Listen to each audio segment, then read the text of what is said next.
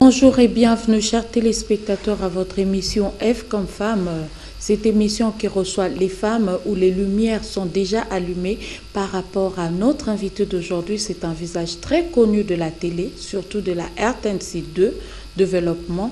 Alors aujourd'hui, nous la recevons sous un autre casquette parce que les femmes de la télé ne se limitent pas qu'à la télé, mais elles font beaucoup de choses et c'est à cause de cela que nous la recevons aujourd'hui. Sans plus tarder, je m'en vais vous présenter l'invité du jour, Madame Adélaïde. Bonjour. Bonjour Madame Nadine. Comment vous allez? Je bénis les Seigneurs parce que je suis en vie. Voilà. Alors Madame Adélaïde, nous aimerons bien vous connaître. Alors la présentation ne peut être bien faite que par vous-même. Waouh, Adélaïde Mbo, c'est une femme à plusieurs casquettes. Allez-y. Je ne sais pas s'il faut tout dire. Il faut tout dire. D'abord, je réponds au nom de Mbo Ngangeli Iela, prénom Adélaïde. Oui. Je suis mariée à M. Timothée Losso Ngalikini, que je fais bisous de moi. Voilà. Je suis mère de multitudes.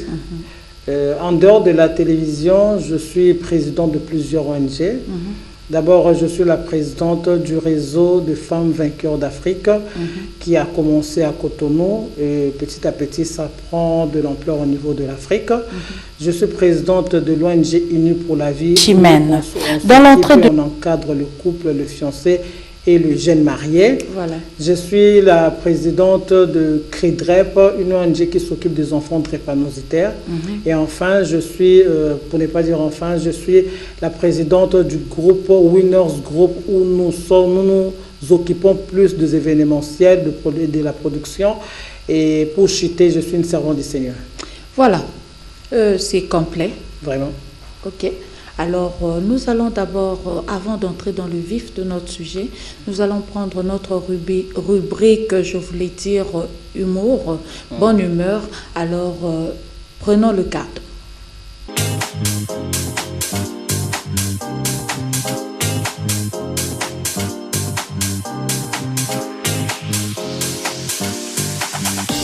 Voilà, Madame Adélaïde, une petite question. Qu'est-ce que vous aimiez quand vous étiez enfant et que vous n'aimez plus quand vous avez grandi? Waouh! Quand j'étais enfant, qu'est-ce que j'aimais? Que vous n'aimez pas? Maintenant que quand je grandis, je n'aime plus. Oui. Quand j'étais enfant, j'aimais souvent faire la secrétaire. Ok. Mais aujourd'hui, si on me dit d'être secrétaire quelque part, je vais refuser. Pourquoi?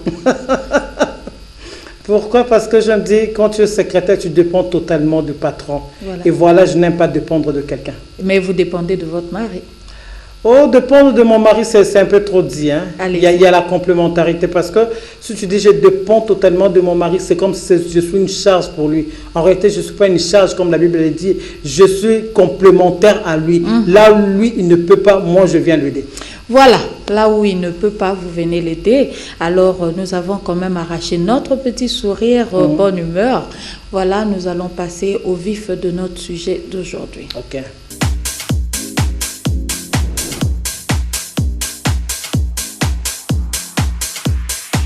Merci à la réalisation. Madame Adélaïde, vous nous avez parlé des ONG, plusieurs ONG.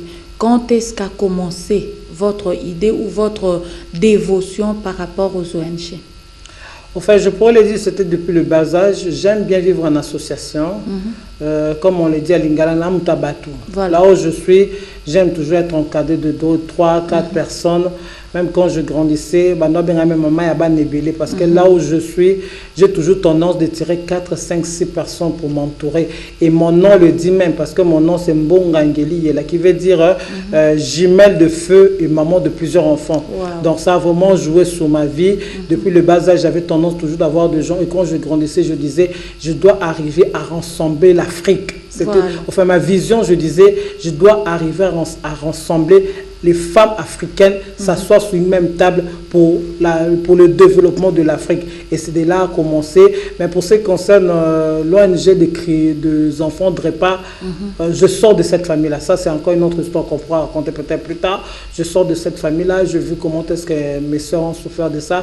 Et cette passion-là monte dans mon cœur. Je dis c'est une mission que je dois venir en aide aux enfants et aux personnes drépanocytaires. Allons-y, parlons un peu de personnes drépanocytaires. Vous avez dit c'est une longue histoire, vous sortez de cette famille et c'est par compassion que vous vous êtes dit ok, c'est bon, je me lance dans ça. Qu'est-ce que vous faites concrètement? Pour ce qui concerne les enfants DREPA, pendant longtemps que je suis resté à l'extérieur du pays, il y avait celle qui vient juste après moi comme la coordonnatrice principale. On s'est dit, vu que nous sortions de cette famille-là, papa et maman nous ont mis au monde 14. Voilà. Et on est sorti 7 DREPA et 7 normales. Wow. Et parmi les 7 DREPA, nous en avons perdu 5. Wow. Donc, il ne nous restait que 2. Et parmi les 5, en tout cas, le 4 sont morts entre mes mains. Oh. Donc je connais la souffrance des enfants DREPA et je disais toujours au Seigneur, même dans mes prières, si je fais 30 minutes de prière, en tout cas je ne manque pas 10 minutes pour prier pour les enfants DREPA. Et je disais au Seigneur, Seigneur, si tu me donnes de l'argent, si tu me donnes de moyens, je veux soutenir ces enfants. Et c'est ce que nous faisons. On n'a pas assez de moyens, mais avec le peu que Dieu nous donne, nous arrivions à leur apporter notre soutien. D'abord le soutien moral, parce que c'est des enfants qui souffrent moralement. Oui. Nous les aidons à leur faire comprendre que ce n'est pas vous qui avez voulu d'être des DREPA. Le Seigneur a permis ainsi, il faut l'accepter. Et financièrement, nous leur aidons aussi avec des médicaments parce qu'ils ont des produits qu'ils prennent chaque jour, comme des produits comme Hydrea. C'est un produit qui coûte cher et ils prennent ça chaque jour. Et si la majorité des enfants DREPA sortent de familles démunies, avec le peu que le Seigneur nous donne, nous arrivons à leur donner un peu le médicament, un peu d'argent pour leur aider aussi ceux-là qui sont déjà un peu âgés à devenir autonomes. Voilà. Malheureusement, à Kinshasa, quand on voit un enfant qui a la morphologie des enfants DREPA, on les taxe de sorciers, on les taxe de tout. Et il y a d'autres qui sont vraiment rejetés par la société. Et grâce à notre ONG, nous essayons de leur récupérer pour leur dire le fait que vous êtes vivant, il faut croire que les miracles sont possibles. Voilà. Attendez, Madame Adélaïde, vous parlez de votre ONG. Est-ce que vous les rassemblez quelque part pour prendre soin d'eux ou bien vous vous rendez dans des hôpitaux pour déposer les biens, ainsi de suite, ou dans des familles? En tout cas, notre souhait, c'est de les rassembler quelque part, d'avoir une maison où nous pouvons les loger. Mais ils ne sont pas rejetés de leur famille? Non, il y a beaucoup qui sont rejetés. Si vous allez à Mabanga, vous allez trouver d'autres qui dorment à Mabanga parce que les familiers ont rejeté. Et ceux-là, maintenant, notre souci, on se dit que le Seigneur nous aide d'avoir une maison où nous pouvons les loger et les aider à être scolarisés. Voilà. Mais pour l'instant, comme il n'y a pas de moyens, qu'est-ce que nous faisons? S'il y a un besoin, ils sont enregistrés dans notre carnet. S'il y a un besoin, ils nous appellent même très tard. Nous allons vers eux. Nous leur donnons ce que nous pouvons et nous leur soutenons. En tout cas, nous le faisons à distance. Mais il arrive des fois, comme pendant la période de la journée internationale de la drépanocytose, nous les rassemblons ensemble, nous mangeons ensemble avec eux. Pendant la Noël, comme là déjà, nous sommes en train de préparer déjà Noël dans la rue avec les enfants de DREPA. Donc, nous leur rassemblons, nous mangeons avec eux, nous leur donnons des jouets, nous leur donnons le sourire comme nous l'avons dit. Parce que c'est des enfants qui pleurent chaque jour. Nadine, c'est des enfants qui pleurent chaque jour. Si ceux-là qui me suivent, ils ont un enfant DREPA, d'abord, ils souffrent déjà moralement. Et si physiquement vous les torturez, lentement mais sûrement, vous l'envoyez à la tombe. À la mort. Voilà. Alors, nous allons d'abord rentrer un tout petit peu en arrière dans la genèse de la drépanocytose. Très brièvement, est-ce que vous pouvez nous parler de la drépanocytose et comment comment est-ce que cela se retrouve dans nos gènes où nous nous retrouvons drépanocytaires? En fait, j'aime bien que le médecin explique, parce que moi, je ne suis pas médecin. Non, mais je suis pas médecin, parmi les connaissances générales. Dans la connaissance générale, je sais, c'est entre monsieur et madame qui s'unissent et que le monsieur a son examen électrophorèse donne AS et que la femme, ça donne aussi AS. Une fois coupé, peut faire sortir des enfants SS ou des enfants AS où le S est dominant. Donc, c'est pour ça que nous demandons aux jeunes, là maintenant dans le cadre de Unis pour la vie, quand nous encadrons les fiancés, nous leur demandons de faire des examens prénuptiaux. Donc, vous devez faire l'électrophorèse, les vierges, pour savoir est-ce que vous êtes compatible ou bien vous n'êtes pas compatible. Si vous n'êtes pas compatible, Nadine, là, c'est des choses que nous regardons les deux fiancés dans les yeux pour leur dire séparez-vous. Est-ce que ça marche? Parce que si nous partons de ce point-là, Unis pour la vie, comme vous venez de le dire, la plupart des jeunes s'amourachent d'abord, tombent amoureux, et puis après se rendent compte qu'il faut faire des examens, il faut faire ceci, il faut faire cela. Mais qu'est-ce que vous conseillez aux jeunes que vous encadrez? Aussitôt venu, Madame Adélaïde, j'ai trouvé une fiancée, il vous apporte sa fiancée, et puis directement vous demandez comment ça se passe et tout. Sans oublier que les jeunes commencent toujours par le copinage. Voilà, ils peuvent commencer leur copinage, tant mieux. Fiancé, quand vous atteignez l'étape du fiancé pour dire que maintenant c'est officiel, les parents sont informés. Maintenant, mais ce qui est déplorable au niveau de Kinshasa, la jeunesse, comme tu l'as dit, ils commencent d'abord à approfondir leur amour et les examens viennent après. Oui. Maintenant, on leur dit toujours, quand les examens montrent les résultats, montrent que vous n'êtes pas compatibles, quel que soit le degré de votre amour, séparez-vous. Wow. Nous l'avons fait, si je ne me trompe pas, ça doit faire une année passée. Il y a un fiancé, il y a une fille qui nous encadrons depuis. Elle nous amène son fiancé, déjà présenté par la famille. Je leur ai dit, avez-vous fait les examens prénuptiaux? Non, maman, pas encore. Mais au niveau de l'église, on a déjà fixé la date. J'ai dit, c'est bien bon, allez-y faire les examens. Quand ils sont allés faire les examens, ils ont constaté que le monsieur était AS et que la fille aussi était AS. Mais chez la fille, les S étaient dominants. Wow. Je dis à ma fille, je l'ai regardé droit dans les yeux, je dis, je n'aimerais pas chaque jour venir te rendre visite à l'hôpital. Quel que soit le degré de l'amour que tu as pour ces garçons, séparez-vous. C'était tout un problème, le monsieur m'a taxé de tout. Il m'a dit, maman Adélaïde est sorcière, elle ne veut pas mon bonheur. Je lui ai dit, peu importe. Je n'aimerais pas que ma fille aille dans ce mariage pour aller souffrir. Si vraiment tu aimes ma fille comme tu l'as dit, séparez-vous, restez des bons amis. Voilà. Et le monsieur, quelques mois après, il a compris parce que la fille était toujours malade. Et la famille du monsieur a constaté que la fille était pratiquement un trépas. Et ils ont dit non, ça on ne peut pas. Je dis, si ma fille pouvait trouver un homme de AA, j'allais autoriser, ça pouvait passer. Voilà. Mais voilà, vous deux, vous êtes AS. Donc demain, après-demain, vouloir ou pas, vous aurez des trépas dans votre foyer. Voilà. Donc au lieu d'être heureux, vous devenez malheureux. Donc, heureusement, ils ont compris. Mais au moment où je te parle maintenant, la fille a un fiancé qui a AA. Et le garçon aussi, il paraît qu'il a déjà trouvé notre fiancé. Voilà. Madame Adélaïde, en quoi consiste l'encadrement des jeunes fiancés et ainsi de suite, si on peut les appeler ainsi, parce que vous avez parlé aussi de votre organisation qui s'occupe et encadre les fiancés. Voilà. Dans le cadre de l'Unis pour la vie, nous encadrons le fiancé parce que tu sais, Nadine, disons-nous la vérité, nous sommes des femmes, il y a beaucoup de choses que nos parents ont du mal à nous enseigner. Voilà. Moi, je n'ai jamais honte de les dire. Je suis rentrée dans le mariage, ma maman m'a appris à servir l'homme à manger. Il m'a appris à ranger la maison, que ma maison soit propre. Mais pour ce qui concerne de la chambre, elle ne m'a pas appris cela. Voilà. Maintenant, nous, au niveau de l'Unis pour la vie, nous avons tout un département qui enseigne la fiancée et les fiancés. Aujourd'hui, vous allez constater, si vous sillonnez la ville de Kinshasa, il y a beaucoup de mariages qui se font chaque samedi. Voilà. Mais laisse-moi te dire, si tu sillonnes le commune, tu verras qu'il y a beaucoup de divorces qui sont en voie. Pourquoi? Les filles vont en mariage précipitamment sans être préparées. Maintenant, et on sort précipitamment. Voilà. Aussi. Maintenant, nous, dans notre ONG, nous encadrons le fiancé pour leur dire, quand vous vous mariez, c'est pour la vie. Je te dis, Nadie, c'est pas facile de vivre avec la même personne pendant 50 ans, pendant 40 ans. Il faudrait être préparé. On dit aux jeunes filles, quand tu vas au mariage, tu ne vas pas pour aller t'enrichir. Non. Tu vas au mariage, c'est pour aller faire le bonheur de cet homme-là. Voilà. Toi aussi, tu vas au mariage pour faire le bonheur de cette femme-là. Et tout ça, ça se prépare. Si vous n'êtes pas préparé, c'est pour ça que nous voyons beaucoup de divorces. Donc, au niveau de l'Unis pour la vie, nous avons tout un département qui encadre la jeune fille, qui encadre l'homme. Imaginez-vous que tu as l'habitude de te réveiller à 10 h. On doit te préparer pour dire que quand tu deviens marié, tu dois te réveiller à 5 h juste. Voilà. Si tu n'es pas préparé, c'est difficile. tu as du mal à te laver 3 fois par jour. On doit te dire que maintenant que tu es marié, tu dois te laver même 7 fois par jour. Voilà. Même si le monsieur te dit, à 5 h du matin, j'ai besoin de toi, tu dois être prête. Voilà. Donc c'est ça que nous faisons avec les jeunes filles. Ça nous prend du temps, mais nous le faisons avec amour. Et les jeunes hommes aussi? Oui, parce qu'au niveau du département des hommes que mon mari organise. Oh, c'est messieurs et madame. Oui, en fait, Unis pour la vie, nous sommes le couple Loso. Voilà. Moi et mon mari. Bravo. Moi, je m'occupe de femmes. Et mon mari s'occupe de messieurs. Donc, Daddy prend le temps de parler avec le jeune.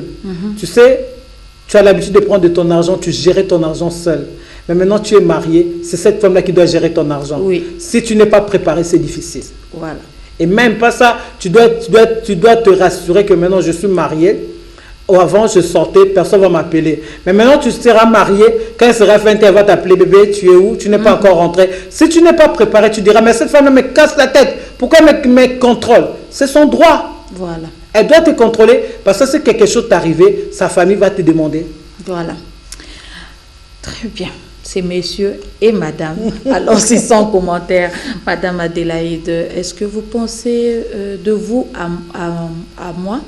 Est-ce que vous pensez que les plus grands problèmes par rapport au divorce sont dus à la préparation ou il y a encore un autre souci? En tout cas, sur 80%, c'est la préparation. Je m'explique. J'ai donné un exemple tout à l'heure. Un monsieur qui est habitué à gérer son argent, il ne s'est pas préparé que le mariage, mon budget n'est plus mien. Et la femme qui s'est dit, je dois préparer à mon goût, parce que chez moi, chez mes parents, je mange ce que je veux. Maintenant, tu oublies que tu es dans la maison de cet homme. Tu ne dois pas préparer à ton goût, mais à son goût. Voilà. Tu dois lui demander chaque matin, bébé, tu vas manger quoi?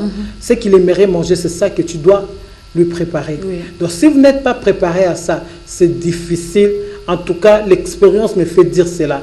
Parce que je me rappelle encore, quand moi-même, je te rentre nouvellement dans le mariage, ce n'était pas facile. J'étais habitué à sortir, rentrer quand je voulais. Voilà. Et maintenant, quand il faisait 19 h, mon téléphone sonnait. Mais tu es où? Au début, je disais, mais cet homme-là me casse la tête. Pourquoi il est chiant? Pourquoi il m'appelle à tout moment?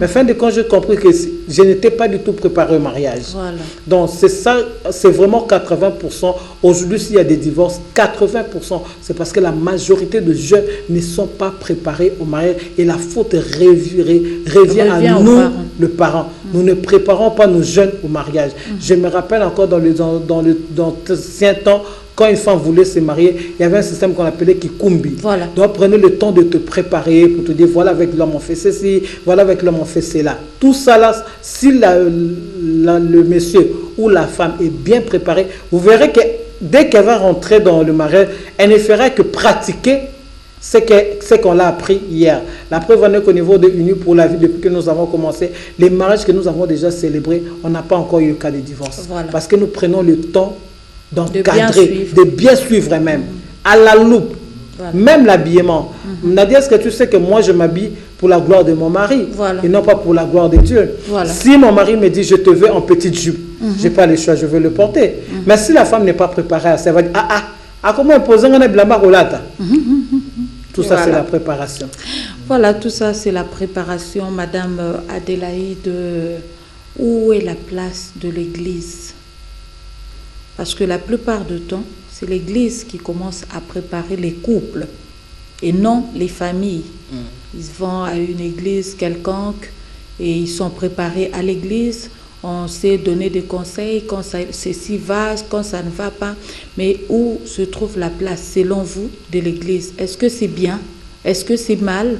Est-ce qu'il y a des dérapages, selon vous, quand les mariés sont encadrés à l'église? Dire qu'il y a des dérapages, non.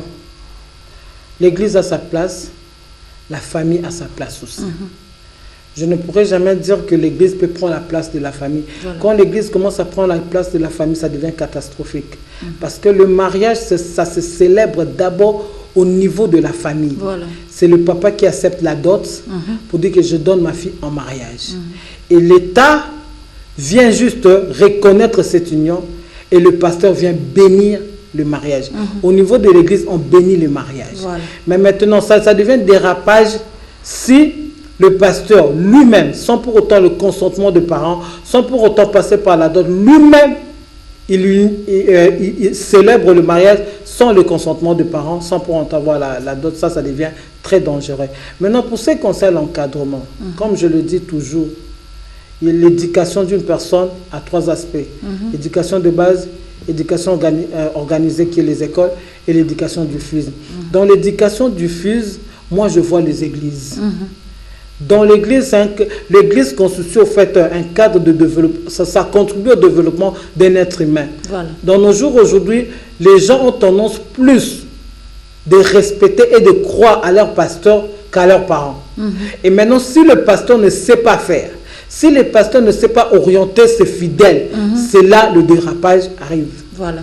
Donc, au niveau de l'église, c'est tout à fait normal qu'il y ait un département spécial pour l'encadrement de jeunes filles et de jeunes garçons qui vont aller au mariage. Très important. Ouais. Parce qu'il y a des choses que nous, les parents, nous avons peut-être honte. Je te l'ai dit au début. Il y a des choses que moi, mes parents ne m'ont pas appris. Voilà. Ma maman ne m'a pas appris comment faire l'amour dans la chambre avec mon mari. Voilà. Mais c'est des choses que j'ai appris par les enseignements au niveau de l'église. Voilà. C'est pour ça que dans chaque église, il y a un département de femmes. Là, on se parle de femme à femme. Oui. Voilà, c'est comme ça que tu dois faire, c'est comme ça que tu dois faire. Mais si l'église ne le fait pas, là, l'église est en train de dérouter. Voilà, là, l'église est en train de dérouter, mais la plupart du temps, les femmes, c'est une parenthèse que j'ouvre très rapidement, que je referme après. Les femmes ont plus de respect pour le pasteur que son propre mari. Est-ce que vous avez quelque chose à dire? Ça, c'est très grave. Oui. C'est très grave, mais c'est une triste réalité que nous vivons à Kinshasa. Tu verras une femme qui accepte d'obéir à son pasteur parce qu'il l'appelle entre guillemets daddy, mais quand son mari lui dit moi je dis tu n'es qu'une païenne, tu ne mérites pas qu'on t'appelle chrétienne. Parce que si moi je n'arrive pas à respecter mon mari, c'est difficile de respecter daddy. Non, tu dois d'abord commencer par respecter l'homme qui est avec toi à la maison, l'homme qui te nourrit, l'homme qui te fait des enfants. C'est grâce à lui que tu as ces enfants-là. Dieu est passé par lui pour que tu aies ces enfants-là. Tu dois d'abord le respecter avant d'aller respecter daddy. Et les daddy qui me suivent, si vous avez des femmes qui sont impolies dans leur mari, dans leur foyer, ramenez-les d'abord chez leur mari. Pour leur dire, commencez d'abord à respecter votre mari avant de venir me respecter.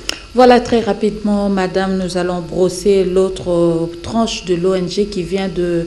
Vous avez parlé de l'Est, avec... Réseau des femmes vainqueurs d'Afrique. Vainqueurs d'Afrique. De quoi vous parlez, comment vous organisez, ainsi de suite. Wow, j'aime bien parler de ça. Parce que quand je parle des Refefa, j'ai de très bons souvenirs de l'Afrique de l'Ouest. Ouais. Au niveau de Refefa, nous rassemblons plus de 35 nationalités. Imaginez-vous, en Afrique, nous avons plusieurs civilisations. Les Ouest africains, leur mentalité, les femmes de l'Afrique centrale, leur mentalité, les femmes de l'Est, leur mentalité. Mais nous avons surmonté nos civilisations pour rester ensemble dans le seul but de promouvoir la femme, toutes les femmes qui aspirent à la grandeur. Voilà. Et à l'excellence, elles sont les bienvenues. Donc, au niveau de Refefa, nous prenons l'excellence. On se dit, la femme, tu ne peux pas te limiter à vendre seulement le charbon. Aujourd'hui, j'ai commencé avec le charbon, mais demain, après-demain, je peux numériser mes charbons. Voilà. C'est-à-dire, si je les vendais devant ma maison, demain, je peux les vendre en ligne. Après-demain, je vais faire un dépôt de charbon. Et 5 ans après, je dois être à mesure d'exporter le charbon d'ici pour les États-Unis. Voilà. Donc, nous encadrons toutes les femmes. La porte est grandement ouverte à toutes les femmes qui aspirent à la grandeur. Nous soulignons bien la grandeur. Si tu aspires à la grandeur, tu es la bienvenue. Voilà, le siège. Les sièges sont rentrés au niveau du Cotonou. Jusqu'à présent, nous nous battons pour installer ici au niveau de Kinshasa. Au niveau de Kinshasa, ce n'est pas encore bien assez, mais d'ici là, nous allons bien l'installer. Voilà, nous tendons déjà presque à la fin de notre émission d'aujourd'hui. C'était très bien de partager avec vous par rapport aux ONG, parce que nous vous connaissons plus sur la casquette de journaliste, intervenante, cela, mais quand même entrer au fin fond de vous pour connaître tout cela, ces potentialités, ça a été vraiment une belle chose pour nous. Alors, madame, quelles paroles vous pouvez dire par rapport à ces femmes qui vous suivent maintenant devant leurs petits écrans? À toutes les femmes qui me suivent en ce moment, laissez-moi vous dire que vous avez du potentiel. Comme je le dis toujours, dans la femme, il y a des trésors cachés. Oui. Il faudrait faire découvrir ces trésors cachés au monde. Ne restez pas enfermés dans votre maison, non. La chose qui est en vous, le monde en a besoin. Tu peux peut-être te dire, madame, elle parle, mais moi, je n'ai jamais été à l'école. Mais laisse-moi te dire, malgré tout, tu n'as jamais été à l'école, mais tu arrives à faire sortir au-dedans de toi de médecins, au-dedans de toi des ministres. Wow. Pour dire que ce qui est en toi est au-dessus de l'école. Fais briller la chose et le trésor caché qui est en toi. Voilà, fais briller la chose, les trésors cachés qui est en toi. Cela ne vient pas de moi, mais cela vient de Madame Adélaïde que nous avons reçue ici sur notre plateau de F comme femme. Je pense que vos cahiers de notes ne sont pas restés vierges. Quant à moi, je vous dis déjà, on va se séparer déjà. Les lumières vont s'éteindre et nous allons nous retrouver très prochainement sur la même chaîne de développement, la RTNC2, et sur le même plateau F comme femme. À Madame Adélaïde, nous disons peut-être prochainement. Merci d'avoir voulu répondre à notre invitation. C'était un plaisir pour moi. Chers téléspectateurs, téléspectatrices, nous nous disons au revoir. À bientôt.